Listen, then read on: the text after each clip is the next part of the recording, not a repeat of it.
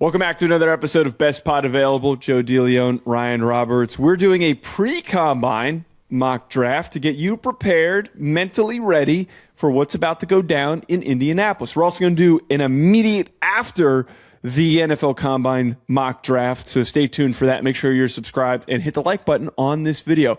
Ryan, let's waste no time. Let's get on into this first round mock draft. Obvious pick, Fernando Mendoza. We're not doing any analysis. You now have the board with the second overall pick for the New York I thought I was Jets. starting the draft off. I thought I was the Raiders. I thoued I was the Raiders to make this pick, Joe. That's wild, man. That's a wild jump. You just told me to start. You just told me to start. You just just do the damn pick. When you got causing problems Arvell already. Reese, linebacker, Ohio State, will be my pick to the New York Jets, Joe. This is what we're doing here, okay? Look, the Jets have invested a lot in edge rushers in recent years with Jermaine Johnson and Will McDonald, and I think that both of those players are guys that if we threw them into this draft would be in contention to be the first edge off the board. So I don't feel like we're upgrading either one of those spots tomorrow at the edge position. But what I do think that we can upgrade is to find a defensive difference maker that can play either inside linebacker spot or could be a blitzer both off the edge or from more interior gaps. I do think that Arvell Reese has some of the highest upside in the entire class. And in a class that I don't think is great up top, I am going to defer to the upside more than not. So Arvell Reese, linebacker, Ohio State to the Jets. I have no qualms with that. I went on a Jets show and I talked about how Reese to me makes the most sense. They already kind of have solid talent at edge, and you don't need a full-time edge rusher. You just need to improve the talent on your defense. So going with Reese here makes plenty of sense. I believe I did this last time, and I'm still sticking with this. I come away believing that the smartest pick for the Cardinals is to go with Maui Noah.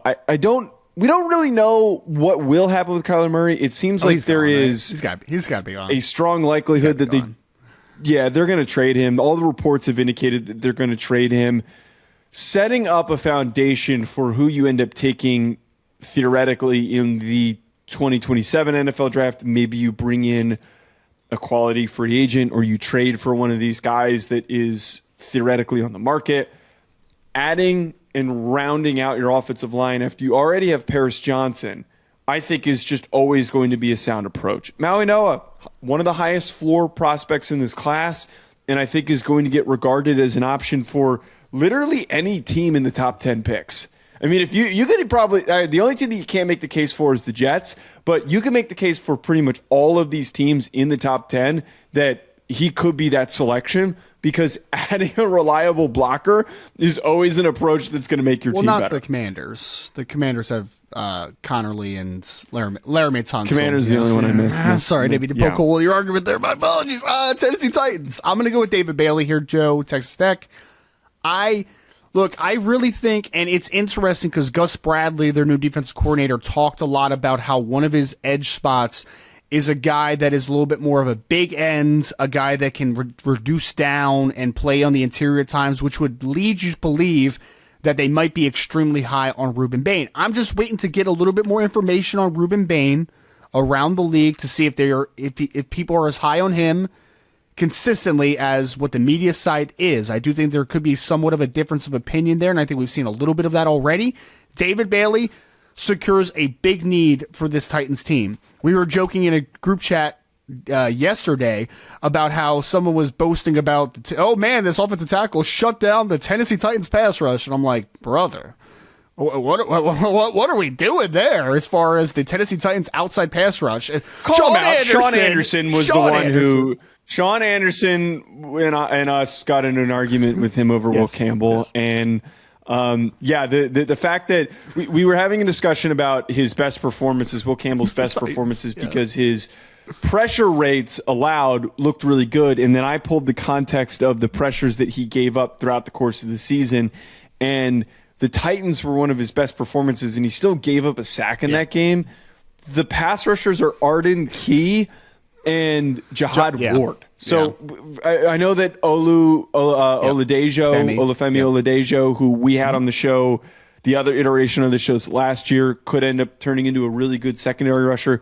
They got to get a primary guy. David Bailey was hurt last year. They traded Draymond Jones, who had a solid start to the year for Tennessee. So, they need edge rushers, absolutely. They could hit it a lot in free agency as well. We will see. But I think David Bailey has that outside track explosiveness that they just don't have on the roster right now. And I think it would be an easy fit to upgrade their edge.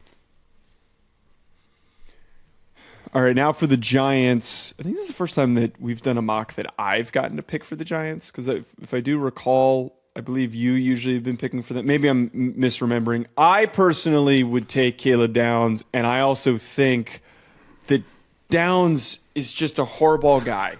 If Malino is not on the board, that is a Harbaugh type of a defender.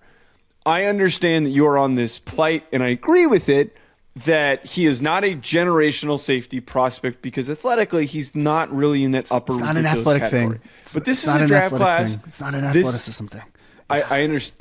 Well, then what is it? It's the positional outlook. It is the play style outlook in terms of value. I'm not taking a guy that is mostly, in terms of what makes him dynamic, a box safety who has to play close to the line of scrimmage. I'm not taking that version of a player in the top 10. But I just don't think he has to play close to the line of scrimmage. What proof do we have that he does? What proof do we have that he can? He played from depth this year. I don't understand why you're I keep asking people to show me one clip where he opens up 45 and showcases range from depth. Show me one clip, a single clip. I want one. I'm not asking for 3. I'm asking for one. Okay, I hate that argument because it's like, why do you hate it? I've watched him, but I don't have the photographic memory to recall when he did exactly what you're asking for. To see it. I recall writing down in my notes that I had no problems with him opening up and covering from depth. It didn't seem like it was some sort of major deficiency. Look, right, at the end of the day, this draft class does not have really that many premier prospects. The only guy that we could argue that's on the board right now, still, because Arvell Reese is one of the premier prospects, is Jeremiah Love. And I just don't think that the Giants are going to pick Jeremiah Love because their offensive line needs to get rounded out and their defense has a million Sonny Styles, holes. baby. Safety is a problem. I would actually take Sonny Styles, and I was debating doing it, but I'm going to go Caleb Downs. That's fair. Number 6, Joe. I'm going to go a little bit different than I usually do. I usually just kind of defer to Carnell Tate at Ohio State, keep him inside the Buckeye State. But I'm going to go, assuming the medicals check out, I'm going to go with Jordan Tyson here from Arizona State. I do think that as a collective, and I'm not saying just me or you, I'm not even saying either one of us necessarily has fallen into this trap, but I do think with the medicals so profoundly on our minds with Jordan Tyson, I do think we've lost the sight of the fact that Jordan Tyson's really effing good, man. Like, he's a really good player. He's really good. 3-level separator, really good route runner, has really good downfield acceleration. Like, I understand that the medicals are scary. And if I leave the combine next week and I say, man, I got horrible feedback on the medicals, I don't think he's going to be a top 10 pick, I don't think he's a guy that should be drafted that high, then I will change my mindset on Jordan Tyson. But I'm going glass half full here and saying this is assuming that the medicals check out. If they do, I think that Carnell Tate versus Jordan Tyson versus Mekhi Lemon is a really fascinating conversation, and I wouldn't be shocked if either one of those players went off the board first. I think that, and I want to reiterate a take that I had, I really think that Tyson, remove the injury stuff, he reminds me a lot of Justin Jefferson. The way that he plays, and I think that if he ended up going later and having a healthy start to his career, could not directly mirror that production, but could have a ridiculous start to his career. Someone took your comp, by the way. The problem is, someone took your comp on Twitter. I meant to send it to you, dude. I saw it this morning. I'm like, someone pulled out the Justin Jefferson. Come on! I thought I was first. You were. I mean, actually, I was first. I was first, but I didn't make it public, so I'm gonna get completely screwed there. I think that there's an argument to be. There's not an argument to be made. Some Commanders fans might say, I want Reuben Bain here. But the problem is they don't run a front where Reuben Bain makes sense. Reuben Bain has to be a 4-3 defensive end, or he needs to be a 3 tech. I'm not plugging him into the Commanders front. So I'm going to go with Sonny Styles. The desire to get younger across the board starts with Styles. I get it. Bobby Wagner has somehow played better than anybody's expected him to at this age. But at a certain point, he's going to fall off of a cliff. Yeah. Well, let Styles come in and start, and Bobby Wagner can be the veteran leader amongst the group. I think Bobby Wagner at his age especially has deficiencies, right? Like specifically in pass coverage. Like we know that those are there. And Sonny Styles, as a former safety, I think makes up for some of those limitations, even if you want to pair those players together early, potentially. We'll see. I have actually kind of grown to like this fit a lot, Joe. People know that I'm not as big on Ruben Bain as some people in the industry, but I do think that Ruben Bain fits the style of rusher that we have seen with the New Orleans Saints, a la Cam Jordan, over the last X amount of years, obviously. A power-based physical rusher that could potentially reduce down in passing situations.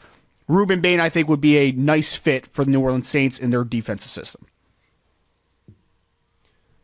This pick has become my favorite one to talk about.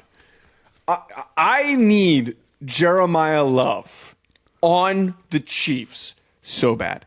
I'm tired of these elite running back prospects getting picked by awful teams that aren't ready to be competitive. I'm so tired of it. Now, I know Bijan's been really good to the start of his career, but he's being wasted. They haven't won anything.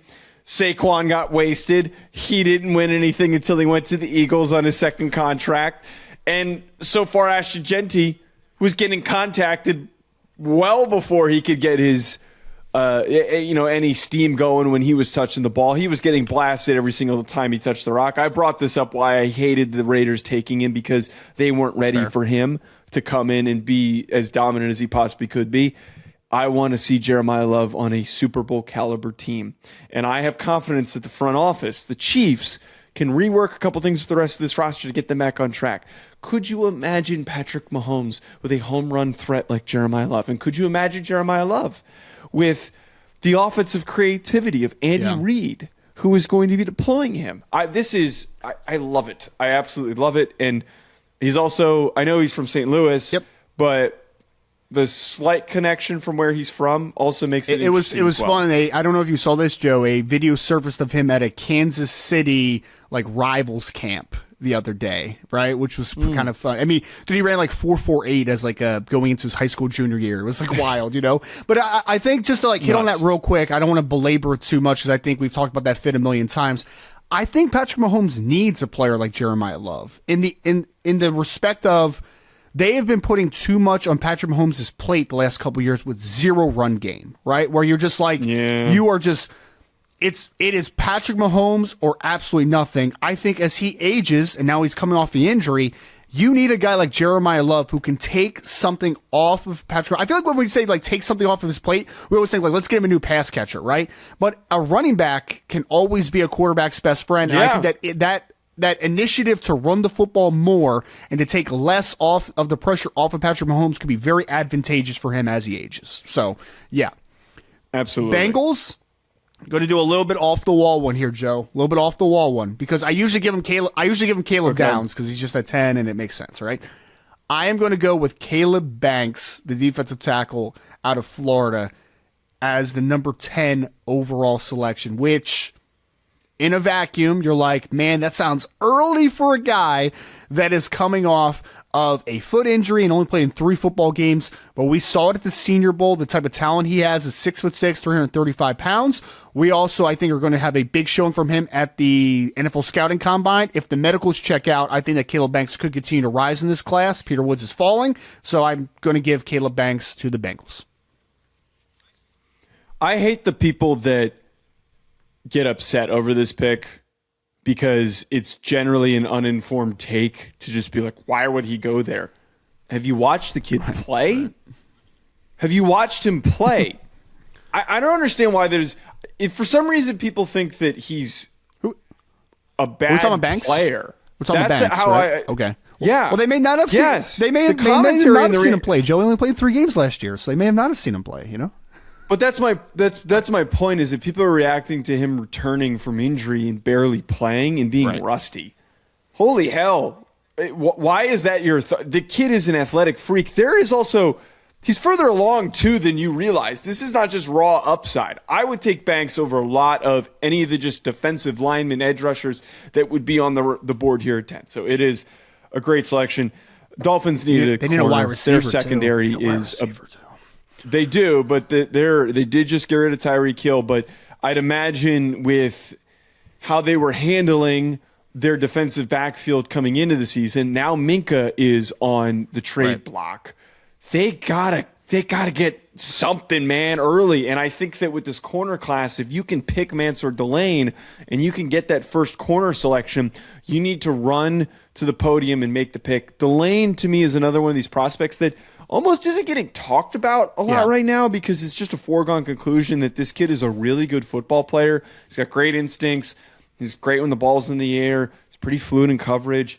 And I also think that he is pliable to be deployed all over a defense. He can play. He could be a guy who thrives in the slot. He's got a background playing some safety. Maybe he becomes your nickel corner who plays in the slot, or you just keep him outside. He could be that anchor in a secondary for the Dolphins. How I would phrase DeLeone is boringly good. Like there's nothing. He's not really flashy, Like there's guys that are better height, weight, speed dudes, and like are gonna have better combine testing and stuff. But Delane's he's just good. Like it's boring to watch sometimes, but he's just good. I'm gonna go Jermon McCoy here for the Dallas Cowboys. Obviously with Diggs gone during the season, I know that they have a big need on outside corner, and I do think that Jermon McCoy, we have kind of forgotten how good that young man is. If the medicals check out of the ACL from this past spring. That kid is 6 foot, 196 pounds, press man corner who could run, I think has Pro Bowl upside. Jermon McCoy, Dallas Cowboys. Joe, I'm going to tell you this right now. If the Rams at 13 do not take Carnell Tate, who has fallen to them, I understand it's not the biggest need that they have, but Devontae Adams is older, and they need I think they need a wide receiver of the future to go along with Puka, man. That is just too much value at that spot, I think. Mekhi Lemon. What? I'm going Mekhi Lemon. What? I'm going with, dude, wait, seriously, wait, hear me out. I think that Mekhi Lemon is such a perfect fit for McVay, because look at the two receivers that have thrived in his system. Puka Nacua, great route runner, unbelievable awareness and football IQ, has made him the best receiver in the NFL right now. Cooper Kupp, great route runner, great awareness, instincts, was the best wide receiver in the NFL for a period of time before he started to kind of slow down with injuries. Mekhi Lemon, different physical mold, but he fits that same description, which is why I think that if he's on the board, this is perfect for me. This is perfect because you're not just copying and pasting the same type of guy. You're getting a more smaller player who can do really well in the slot. I think that McVay would be enamored by him. And this is why we like doing mock drafts, and why mock drafts are fun, is we get to create different circumstances. We get to create different scenarios. So anyone who might want to comment like, wow, how could you let Carnell Tate fall that far? Well, things happen on draft day, which is why I love trying to come up with different approaches. If we just came in here and just did the bread and butter, this is what everyone else is doing, this wouldn't be fun. So I love the idea of Lemon being. And the interesting thing about the wide receiver class is, like, when Dane Brugler released his top, I think it was a top 100 big board, right, recently.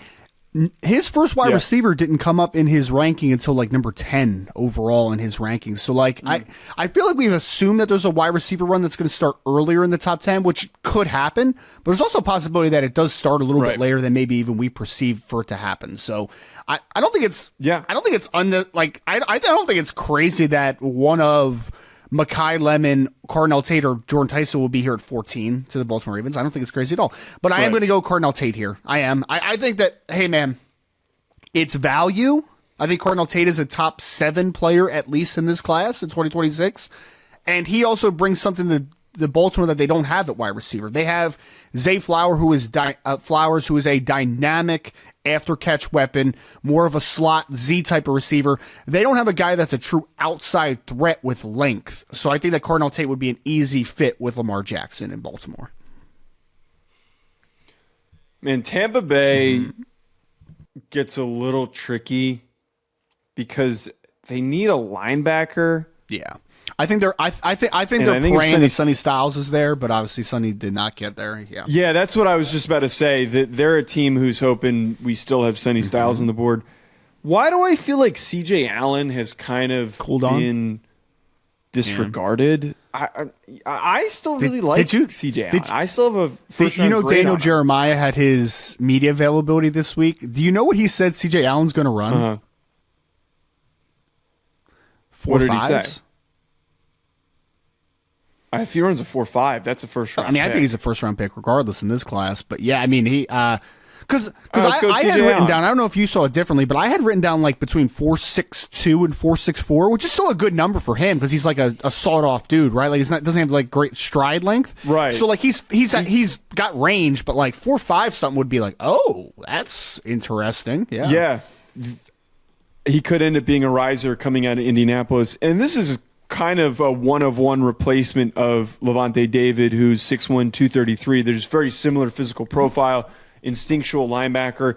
I look at their defense, and I see general solidness, and they did a really good job drafting last year where you're probably going to get leaps from some of those guys from last year's draft class.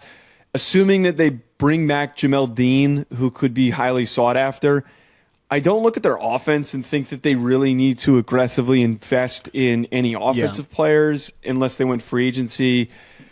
Maybe Bucs fans would get upset with drafting another receiver, but you probably need to find another guy to replace Mike Evans, but you can do that in the second round. So let's go with CJ Allen. I think that CJ Allen makes sense. He is another one of these players that is one of the safer prospects. Might not be one that gets people excited, but could just be a consistent Pro Bowler because he's just I think good. I think pass catcher just in general is a sneaky need for Tampa Bay, and like you said in the second round, like a tight end, wide receiver, like one of those spots. But I do think there's going to be an intention for the Buccaneers to try to go linebacker or edge in the first round. So maybe people could prefer one of the undersized pass rushers over at CJ Allen or take a chance on a Keldrick Falk. But like I think that CJ Allen makes sense. 16. Jets, who had Arvell Reese first pick. I'm going to go Peter Woods here, Joe. I mean, they lost Quinnen Williams to the trade during this past season. I do think that Peter Woods, although he didn't have the 2025 season that he wanted or anyone else wanted him to have, that kid is an explosive athlete at 310 to 315 pounds, man. I think there's a whole lot of upside with the Peter Woods. I think if you leave in the top 16 with getting Arvell Reese and Peter Woods, you feel pretty dang happy about the Jets' defensive outlook moving forward. Keldrick Falk still being on the board for the Lions is a no-brainer to me. They don't need – this is probably the best situation for Falk, by the way, because he needs to grow a little bit more. His production was quite disappointing this past year. He, to me, is more of a secondary rusher that is going to be like a really, really good second option to – not option, but secondary guy to a really great primary rusher. Hutchinson – already is turned himself into one of the best defensive ends in the NFL. You then get to just plug him opposite of him. Also helps that your secondary rusher, you want a guy who's a really good run defender. So I see early impact from Falk being a good run defender as he learns to become a better pass rusher. Him in Detroit makes a lot of sense. So I think the other sneaky one, and Daniel Jeremiah also talked about this one, was offensive tackle for Detroit with Taylor Decker, kind of on the back nine and that type of thing. But yeah, we'll see. I think offensive line is a need though for Detroit as well. But Keldrick Falk at that spot makes a lot of sense. Minnesota Vikings. I'm going to safety here, Joe. I'm going safety. I'm making a little bit of a different pick than I usually make. Harrison Smith is expected to retire. So for me, it is between Emmanuel McNeil-Warren out of Toledo and Dylan Thieneman out of Oregon. I actually am kind of wrestling with this one in my mind. I've actually given Thieneman in the top 20 the last couple mock drafts I've done. So I've been doing Dallas at 20 with Thieneman a lot. I'm going to go with Emmanuel McNeil-Warren out of Toledo, who is on this board ranked at 67. He's going to go a lot earlier than that, folks. Legit chance to go in the first round. Harrison Smith, the hitman, at 6'2", 210 plus pounds, former Notre Dame great. He has a very unique style, and I think Emmanuel McNeil-Warren can mesh to that style with a similar size profile, explosiveness profile, and I also think he brings a little bit more true range from depth than like even what Harrison Smith brought to the table. So a little bit early maybe for some, but I love Emmanuel McNeil-Warren out of Toledo. For the third straight year, Toledo has a top 100 pick on the defensive side of the football. For the Panthers, I know that pass rush has been discussed often, but I don't like the available options because you kind of have all this grouping of designated pass rushers that might not be every down players. Cassius Howell leading that group. That doesn't exactly solve a problem for me with the Panthers because Scourton's going to grow a little bit more. Umami Ellen is already not really a primary rusher and is more of is the athletic freak that is evolving into becoming a really good pass rusher. So, if I'm not getting one of these premier guys, I'm not going to make the move. I like Kenyon Sadiq here.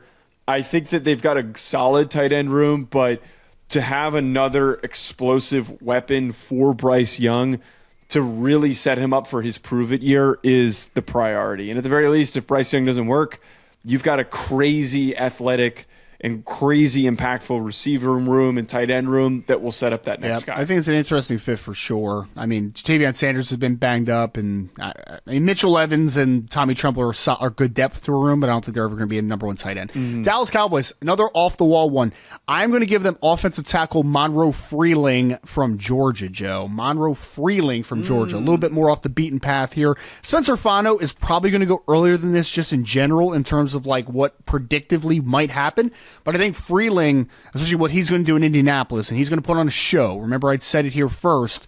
I think he has a chance to rise and continue to rise in an offensive tackle class that doesn't have a ton of true blindside protectors. When you look at Dallas, they have Tyler Guyton. Tyler Guyton has not been very good so far in his NFL career, but Terrence Steele is coming off of a really bad year at right tackle. So whether Monroe Freeling fits in at right tackle early, or eventually he becomes your starting left tackle down the road, I think that he brings a lot of value to an offense that needs to kind of solidify things up front for their bookends. Steelers. Man, it's boring. It's Ty boring. Simpson. It's so boring. I know it's boring, but dude, they need to figure out their future at quarterback, and Ty Simpson's still on the board. You're telling me that they don't have to trade up? We said this on the show this week. If there is a guy who goes in this week and builds the most momentum for their draft stock, it is going to be Ty Simpson. We don't know if he's going to throw. At the very least, he's going to really help himself during interviews.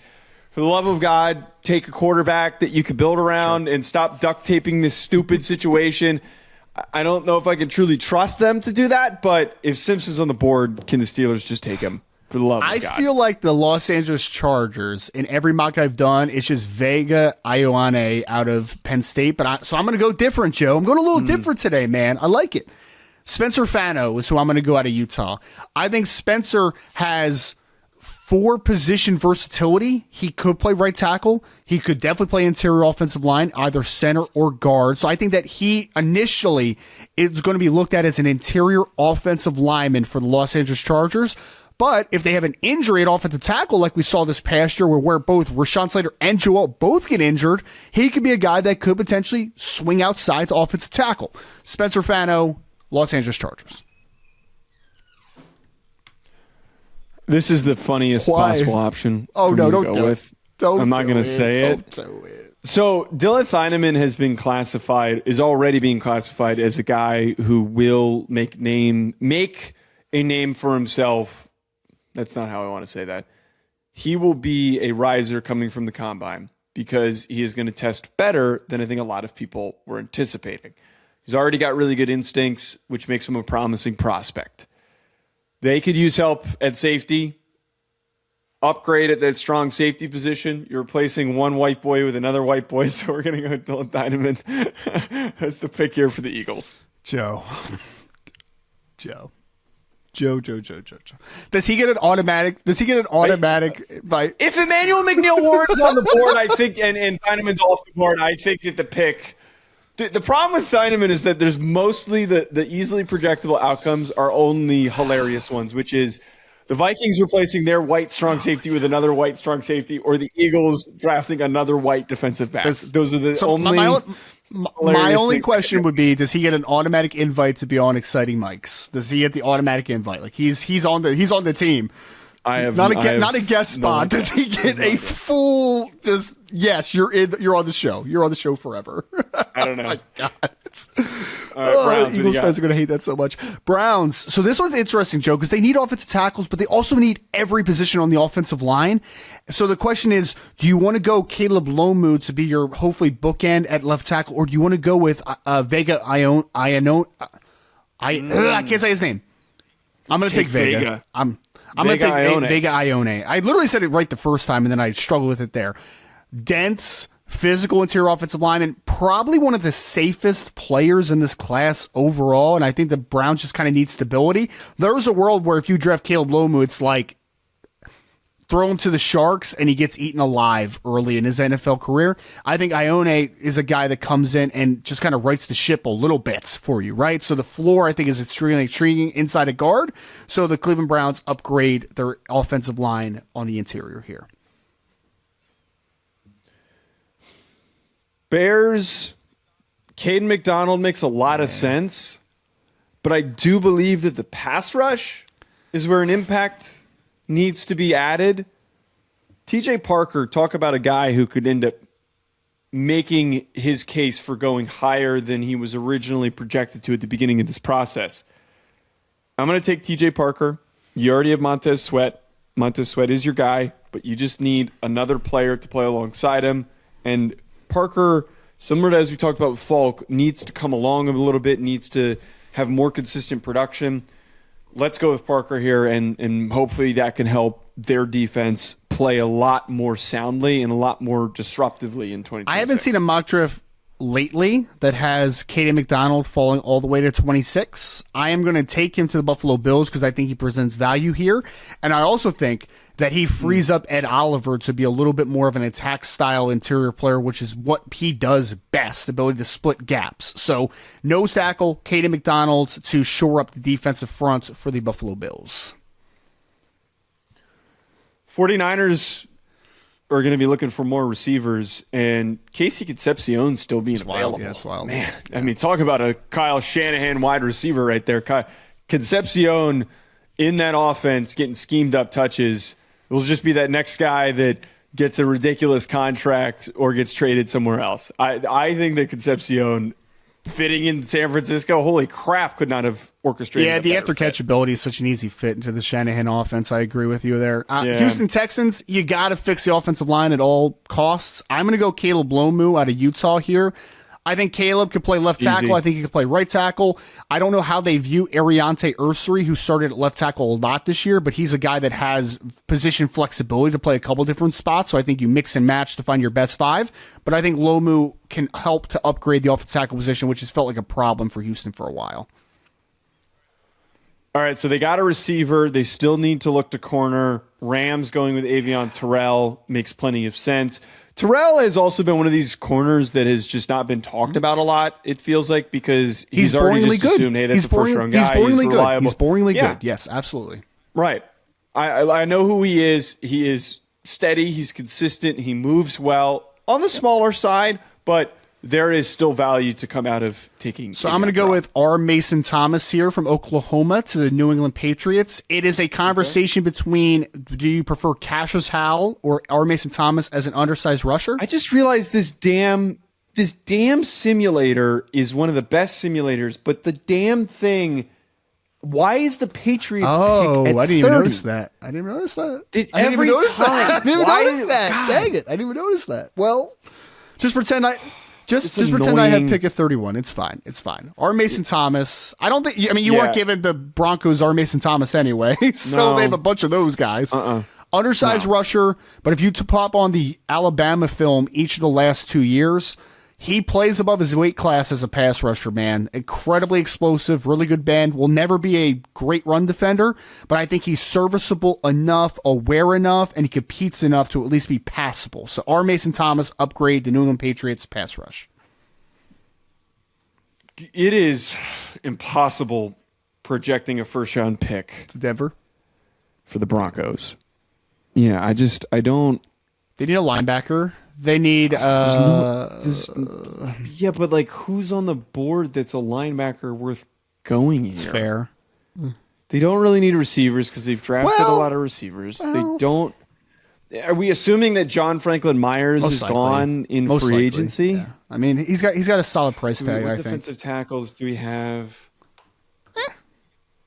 I guess we could go with Christian Miller. They're interesting. Could he play that 3-4 end role? I mean, better than like Lee Hunter could. Yeah, for sure. Is there an edge that could fit that role? Is there like a bigger body edge that could fit that role? I don't know. That's on the board. Akis. Man, that's actually kind of interesting. 31 feels high for Akis, but like Akis is a good player. I don't know. He could play that role though, I think. No. I'll play it safe. I'll go Christian Miller. I'll play it safe so I'm not overcomplicating this. Let's go Christian Miller. Makes sense. Makes a lot of sense. I am going to go for the Seattle Seahawks. My mind goes to corner actually, no. My mind goes to right guard. Their right guard position is one of the worst positions in all of the NFL. I'm not going Emmanuel Pregnon. I'm actually drafting Caden Proctor to play guard. That is what I am doing at Alabama. Gross. I'd rather take Pregnon or Basantis before. No. Offensive tackle, I agree. I do not like Caden Proctor, the offensive tackle. I don't mind. I actually kind of like a little bit Caden Proctor, the offensive guard. So he fits in for get Bradford the hell out of right guard, throw Proctor in there. That size and power, I think, could fit potentially good there for the Seattle Seahawks. Also, Caden Proctor's going first round. Like, let's not kid ourselves on that one. So probably. All right, everybody, comment below your thoughts on our pick for your favorite team. Hit that like button and subscribe. We'll talk to you later.